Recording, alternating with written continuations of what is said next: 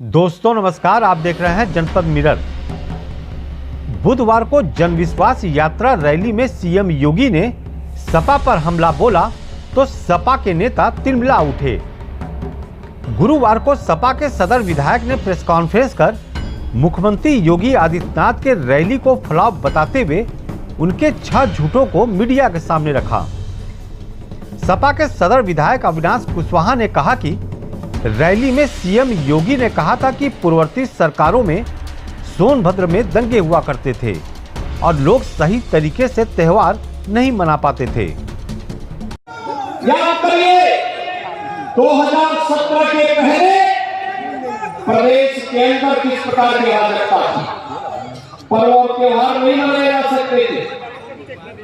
कोई पर्व और त्योहार आता था, पर्व और त्योहार के पहले दंगे प्रारंभ होते थे। सपा विधायक का कहना है कि मुख्यमंत्री बताएं कि आखिर सोनभद्र में दंगे कब हुए। 2017 से पहले सोनभद्र में दंगे होते थे, आप लोगों ने भी सुना होगा।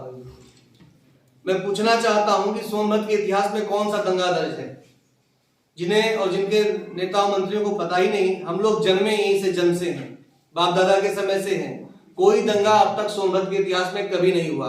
हाँ, वह ये भूल रहे हैं कि भाजपा सरकार में 2019 में घोरावल के उम्भा गांव में ये जो दंगे का बाप जिसको कहते हैं नरसंहार, तो दंगे का बाप नरसंहार ने नरसंहार हुआ, जिसमें आदिवासियों को दौड़ा दौड़ा कर गोली मारी गई और उसमें भी कहीं न कहीं से भाजपा समर्थित लोग थे आरोपी।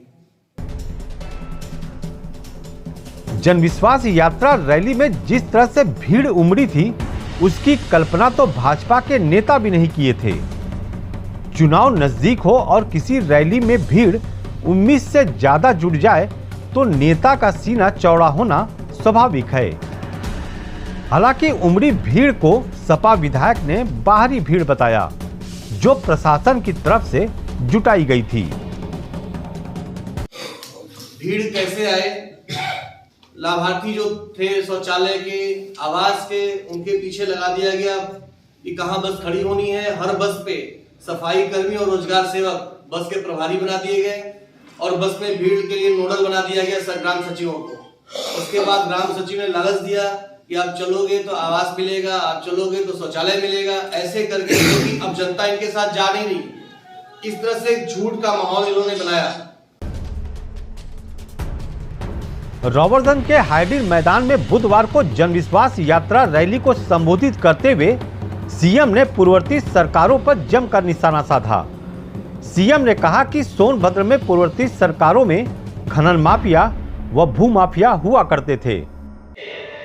जो बड़े बड़े भूमाफिया गरीबों की जमीनों पर कब्जा करते थे, जो भूमाफिया, जो खनन माफिया व्यापारियों का अपहरण करते थे, जबरन खनन करने का कार्य करते थे, आज जब उनकी अवैध कमाई पर सरकारी बुलडोजर चल रहा है तो उनको भी लगता है कि अवैध कर रहे कार्य का नतीजा भी अवैध तरीके से उसका निस्तारण भी हो जाता है। सीएम का आरोप सीधे सपा पर था, इसलिए सपा को तो इसका जवाब देना ही था। सपा विधायक ने कहा कि खनन में माफियागिरी 2017 के बाद शुरू हुआ है। अभी हाल ही में एक बड़े माफिया को खनन का पूरा काम दे दिया गया है।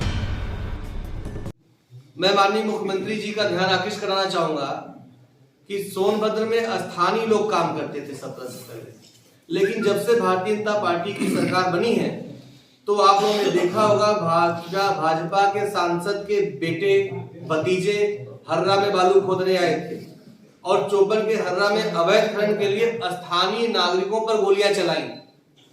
ये कौन से सदकारी पुरुष हैं भारतीय जनता पार्टी के सांसद के भतीजे और बेटे जिन्होंने यहाँ बालू का अवैध खनन के चक्कर में यहाँ के रहवासियों पे गोलियां चलाई। आज भी यहाँ का एक बालू खनन पूर्वांचल के बहुत बड़े माफिया को दे दिया गया है। आप लोगों को पता होगा पिछले एक हफ्ते से बहुत बड़े माफिया पूर्वांचल के आके डेरा जमाए हैं उनके गुर्गे। सपा विधायक सीएम द्वारा उठाए गए हर सवाल का जवाब देते नजर आए। उन्होंने कहा कि योगी जी उनके काम को दिखाकर अपना बता रही है, जबकि सच्चाई यह है कि नगवा के जिस डिग्री कॉलेज का लोकार्पण सीएम बुधवार को किए हैं, उसका शिलान्यास उन्होंने 2015 में किया था और तब से स्कूल संचालित है। और मुझे हंसी इस बात पे आती है कि जो राजकीय डिग्री कॉलेज वर्ष 2015 में हम लोगों ने शिलान्यास किया था, आदरणीय अखिलेश यादव जी ने दिया था, और रिकॉर्ड टाइम 1 साल में बनकर तैयार हुआ, और वर्ष 2016 से वहां पठन पाठन शुरू हो गया। 16, 17, 18, 19, 20, 21 पास आउट हो गए बच्चे पढ़ के, और आज भी वहां 700 बच्चे पढ़ रहे हैं। वहां इन्होंने एक ईंट नहीं रखी, उसका लोकार्पण कर दिया। यानी ये हुए कामों का लोकार्पण कर रहे हैं, और इतने झूठे मुख्यमंत्री हैं।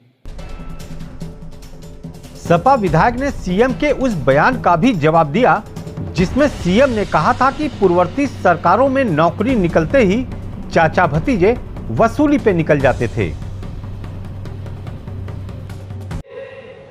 कोई नौकरी निकलती थी तो महाभारत के सारे रिश्ते वसूली में निकल पड़ते थे।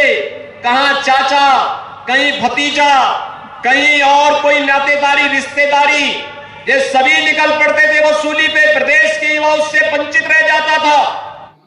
2017 तक ताबड़तोड़ नौकरी नौजवानों को उत्तर प्रदेश में बांटी गई। 5 लाख से ज्यादा नौकरियां दी गई, और किसी भी नौकरी को एकदम निष्पक्ष रखा गया, मेरिट के आधार पर हुआ। जिसमें जनपद सोनभद्र में भी तमाम जेई हुए, अध्यापक हुए, लेखपाल हुए, सचिव हुए, तमाम पदों पर भर्तियां हुई।